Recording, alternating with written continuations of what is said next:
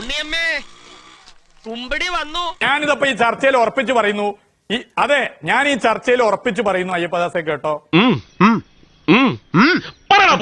SDPIയുടെയോ RSSന്റെയോ welfare പാർട്ടിയുടെയോ vote ഞങ്ങൾക്ക് ഈ തെരഞ്ഞെടുപ്പിൽ വേണ്ട. ആ രണ്ടാളൊന്ന് പറയോ? ഇവിടെ അല്പം മുമ്പ് ശ്രീ PK ഫിറോസിനോട് മറ്റുള്ള ആൾക്കാരെ പുച്ഛിക്കരുത് എന്ന് പഠിപ്പിച്ചയാളാണ് ശ്രീ റിയാസ്. എന്നിട്ട് അദ്ദേഹം എന്നെ പറ്റി പറഞ്ഞ എന്തൊക്കെയാണെന്ന് കേട്ടോ.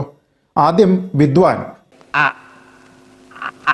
അതല്ല ഉദ്ദേശം, അത് പരിഹാസ രൂപേണയാണ് പറയുന്നത് വിദ്വാൻ. രണ്ടാമത് അയാളോട് പോയി അന്വേഷിക്കാൻ, അല്ലെങ്കിൽ ഫേസ്ബുക്കിൽ പോസ്റ്റ് ഇടാൻ. ആൾക്ക് തീരെ വിദ്യാഭ്യാസം വിവരമൊന്നും ഇല്ലേ, വിഡ്ഢിത്തിരെ പറയുള്ളൂ, തെണ്ടി. മൂന്നാമത് ഞാൻ BJP കാരനാണ് എന്ന് ആരോപിച്ചു. പിന്നെ ചൂടാണ്ട് AC ഒന്നും ഇല്ല. പിന്നെ ആദ്യം സാമ്പാർ, എല്ലാവരും സാമ്പാറിന്റെ കഷ്ണങ്ങളാണ്. ശ്രീ റിയാസ്, ആ സാമ്പാറിനെ ഒന്ന് ഇളക്കുന്നതിന് വേണ്ടിയിട്ട് ശക്തിയായ ഒരു ചട്ടുകമായിട്ടാണ് താങ്കളെ ക്ഷണിച്ചതെന്ന് കരുതിയാൽ മതി. ഇത് വടി കൊടുത്ത് അടി വാങ്ങുന്ന പരിപാടിയാണല്ലോ ബാബു. പക്ഷെ പെർഫോമൻസ് കണ്ടപ്പോൾ ഈർക്കിലിയായി പോയി. എന്ത് ചെയ്യും? സാമ്പാർ അങ്ങനെ തന്നെ ഇരിക്കും, അടിക്ക് പിടിക്കുകയേ ഉള്ളൂ, നിവൃത്തിയില്ല.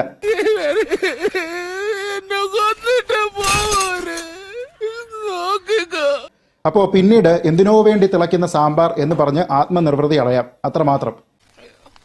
കിട്ടിയ മുതലും പലിശ ചേർത്ത് കിട്ടി. ആരും കണ്ടില്ല. വാ, ഞാന് BJP ആണ് എന്ന് പറഞ്ഞു. താങ്കൾ അത് തെളിയിക്കൂ. ഞാൻ കാല് പിടിക്കാം, ഇനി ഒന്നും വിളിച്ചു പറയല്ലേ. കേരളത്തിൽ SDPIയും CPMും തമ്മിലുള്ള ബന്ധത്തിന്റെ കൃത്യമായ ദൃഷ്ടാന്തമാണ് താങ്കൾ എന്ന് ഞാനും അങ്ങ് പറയും.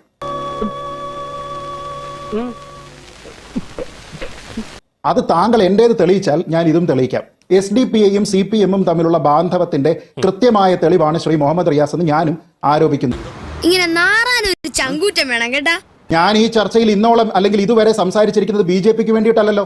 ഞാനിവിടെ ശ്രീ പ്രതാപൻ പറഞ്ഞിരിക്കുന്നതും ശ്രീ ഫിറോസ് പറഞ്ഞിരിക്കുന്നതുമായ കാര്യത്തിനെ അടിവരയിട്ടുകൊണ്ടല്ലേ പറഞ്ഞത്. അതൊന്നും എനിക്കറിയാൻ മേല.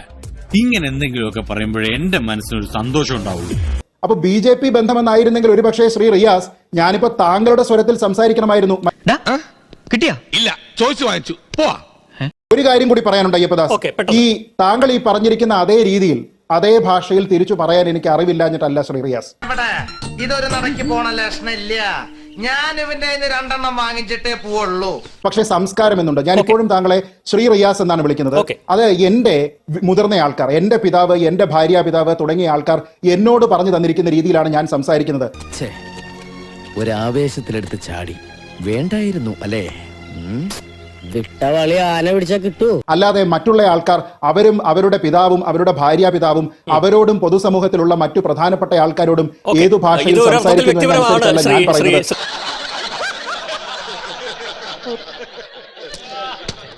താങ്കൾക്കത് തുടരാം, ഞാൻ എന്റെ രീതി തുടരുന്നു. ഇത് എന്റെ സംസ്കാരം. കിട്ടേണ്ടതൊക്കെ കിട്ടിയല്ലോ, സമാധാനമായല്ലോ.